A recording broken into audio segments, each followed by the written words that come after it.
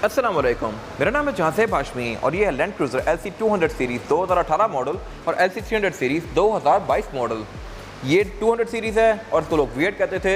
ये 300 सीरीज़ है और इसको LC 300 कहते हैं लोग, या V6 इंजन के साथ आती है ये गाड़ी, तो इसको 300 सीरीज़ ही कहते हैं।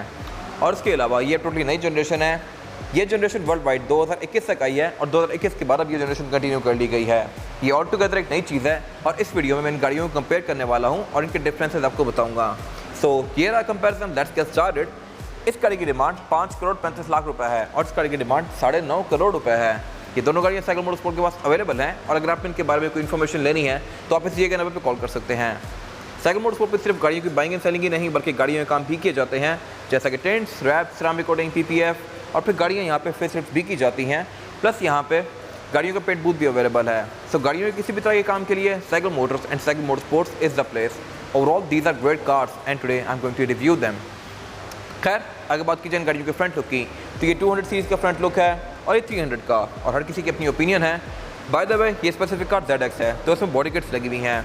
इसमें बॉडी किट्स वाले वर्जन आते हैं लेकिन ये स्पेसिफिक कार VXR वेरिएंट है तो इसमें बॉडी किट्स नहीं लगी हुई, तो इसलिए आपको थोड़ी स्ट्रिप डाउन लग रही होगी और ये गाड़ी थोड़ी बल्कि लग रही होगी। लेकिन इस गाड़ी को भी अगर बॉडी किट्स लग जाए तो इसकी लुक काफ़ी बल्कि हो जाती है। तो आपकी क्या ओपिनियन है, कौन सी गाड़ी ज़्यादा बेहतर है, कमेंट सेक्शन में मेंशन कीजिएगा। खैर, अगर बात कीजिए बॉडी किट्स के अलावा फीचर्स की तो फीचर्स के लिहाज से ये गाड़ियाँ आइडेंटिकल हैं। इन दोनों ही गाड़ियों में टोयोटा के साइंस प्रिंटेड आते हैं, क्योंकि इनमें रडार आता है। इन दोनों में डॉक्टर क्रूज कंट्रोल आता है, फ्रंट कैमरास आते हैं, पार्किंग सेंसर्स आते हैं और इन दोनों की ये हेडलाइट्स बाइजराउंड वाली हैं। लेकिन इन हेडलाइट्स का डिज़ाइन थोड़ा डिफरेंट है, ये थोड़ी सी श्रिंक कर दी गई है और इसकी DRL को थोड़ा थिक कर दिया गया है, जबकि इस गाड़ी में हेडलाइट इटसेल्फ काफ़ी मैसिव है और उस पर DRL छोटी सी आती हैं। लेकिन 300 सीरीज़ की ग्रिल को काफ़ी बड़ा कर दिया गया है और इसके नीचे ये फेक एयर वेंट सेट कर दिए गए हैं लाइट के नीचे। तो अगेन हर किसी की अपनी ओपिनियन है, ये गाड़ी थोड़ी सी एडवांस लगती है। बेशक आप कैडिलैक एस्केलेड देख लें या मोस्टली नई SUVs देख लें, उनमें डिज़ाइन लैंग्वेज अब इसी तरह की फॉलो करना शुरू कर दी है। बाकी अगर बात कीजिए बोनेट्स की तो बोनेट्स के लिहाज से ये गाड़ी ज़्यादा एग्रेसिव है। इसमें करेक्टर लाइन्स बहुत ज़्यादा स्ट्रॉन्ग दी गई हैं।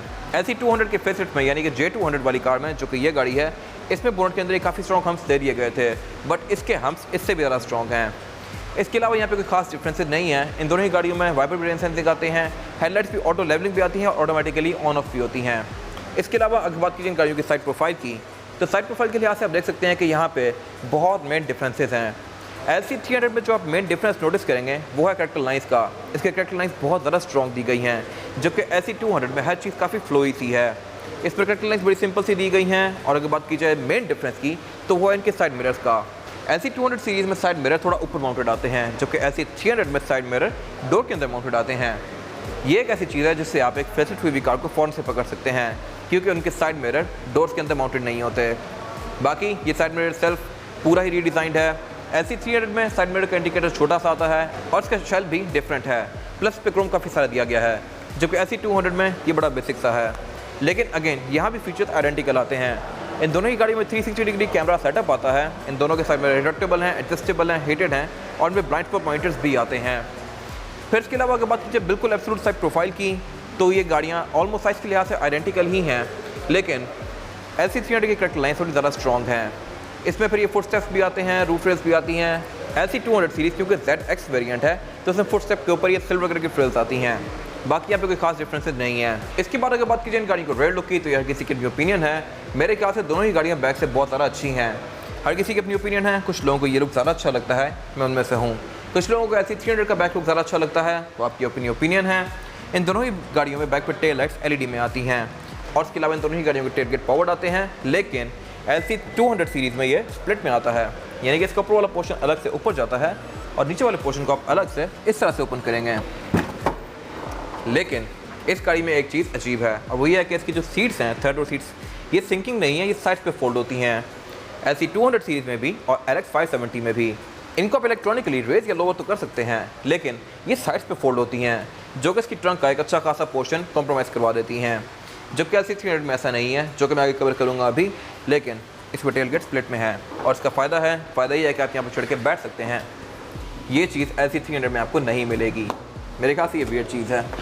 खैर, टेल गेट आप इसका इस तरह से बंद करेंगे लाइक दिस, और बाकी बैक पे इसकी ट्रंक में स्पीकर आते हैं। और ये लैंड क्रूज़र 300 का रेयर लुक, जो कि लाइट्स के लिहाज से काफ़ी श्रिंक लगता है। इसमें लाइट्स बड़ी पतली करके लंबी कर दी गई हैं और उसके अलावा यहाँ पे सब कुछ बड़ा बॉक्सी सा है।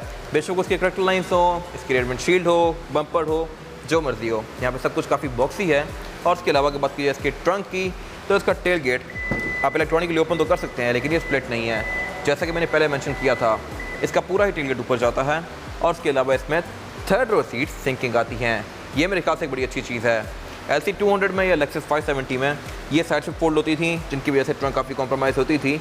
लेकिन आप देख सकते हैं कि इसका ट्रंक बहुत ज़्यादा स्पेशियस है, और उसकी मेन वजह ये है कि इसमें सीट्स ज़मीन में फोल्ड होती हैं।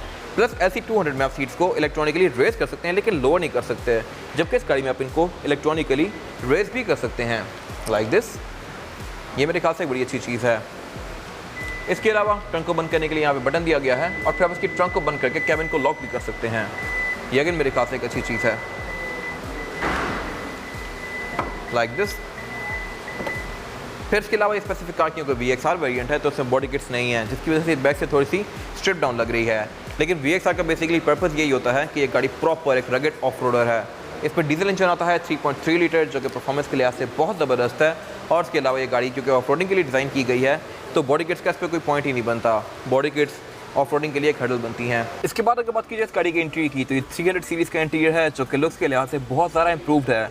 यहाँ पे हर चीज़ में बहुत ज़्यादा वर्क किया गया है, फीचर्स भी यहाँ पे काफ़ी इंप्रूव किए गए हैं। और इसके अलावा ये specific car beige with black है, जबकि इसमें चेरी इंटीरियर भी आता है GR में, ब्लैक ऑन ब्लैक भी आता है, ब्रूनो ऑन ब्लैक भी आता है। लेकिन ये रूम मेरे ख्याल से सबसे ज़्यादा लाइवली है। इसके अलावा इसका जो कॉकपिट है ये थोड़ा सा स्लोपिंग शेप में है। इस पर मैं आगे बात करूँगा। अभी फ़िलहाल अगर बात की जाए इस गाड़ी के स्टीयरिंग व्हील की, तो ये स्टीयरिंग व्हील सारा ही रीडिज़ाइंड है। इसके अलावा इसके इंटीरियर की लुक्स को भी काफ़ी ज़्यादा डिफाइन कर दिया गया है। इसका डैशबोर्ड बहुत सारे डिफरेंट लेयर्स के अंदर है, और इसकी स्क्रीन को भी अब काफ़ी बड़ा कर दिया गया है। ये स्क्रीन फीचर्स के लिहाज से पहले से बहुत ज़्यादा इंप्रूव्ड है, और इसके अलावा इसमें क्लाइमेट कंट्रोल भी थोड़ा ऊपर दे दिया गया है। बाकी डैशबोर्ड इस गाड़ी का मॉडर्न टाइप के लिहाज से बहुत अपडेटेड लगता है। इसके अलावा फीचर्स यहाँ पे मोस्टली पहले वाली वीएट जैसे ही हैं, लेकिन कुछ चीज़ें यहाँ पे एक्स्ट्रा ऐड कर दी गई हैं, जैसा कि वायरलेस चार्जर। और इसके अलावा फिर यहाँ पे मोस्टली पोर्ट्स C टाइप वाले हैं। फिर इसके अलावा अगर बात की जाए इस गाड़ी के मीटर की, तो ये भी काफ़ी डेलिकेट सा कर दिया गया है। इसके नीडल्स काफ़ी पॉइंटी सी हैं, और इसका एमआरडी क्लस्टर भी फीचर्स के लिहाज से पहले से बहुत ज़्यादा इक्विप्ड है।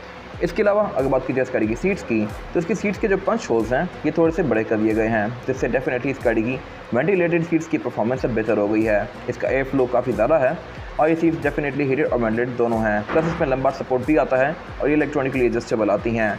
एक चीज़ जो इस गाड़ी में अच्छी ऐड की गई है वो है हेड्स अप डिस्प्ले।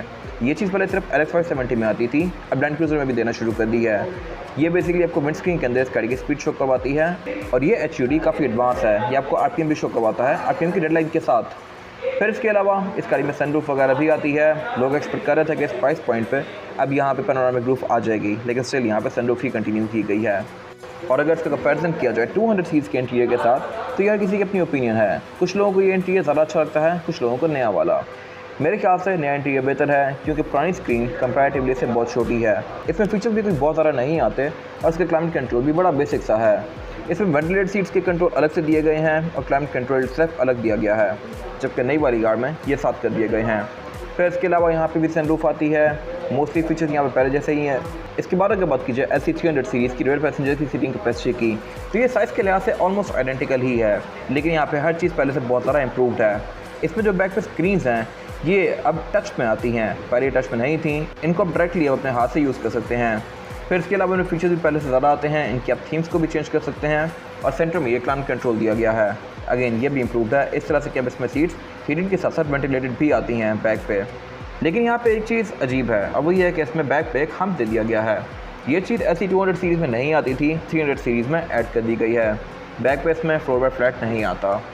फिर इसके अलावा इस गाड़ी में साउंड सिस्टम JBL का आता है, जो कि एक प्रीमियम साउंड सिस्टम है। इसके डोर्स में ट्विटर्स दिए गए हैं। और अगर बात की लैंड क्रूज़र 200 सीरीज़ की पैसेंजर की सीटिंग कैपेसिटी की, तो ये साइज़ के लिहाज से उतनी ही स्पेशियस है, लेकिन यहाँ पे एक चीज़ अच्छी है, और वो ये है कि इसमें फ्लोर बाय फ्लैट आता है। साउंड सिस्टम इस गाड़ी में नॉर्मल सही है, लेकिन ट्विटर इस गाड़ी में भी डोर्स के अंदर दिए गए हैं। फिर ये इस गाड़ी का क्लाइमेट कंट्रोल जो कि ऑटोमेटिक है और डुअल जोन है, लेकिन इसमें रेयर बेंचेस सिर्फ हीटेड आते हैं।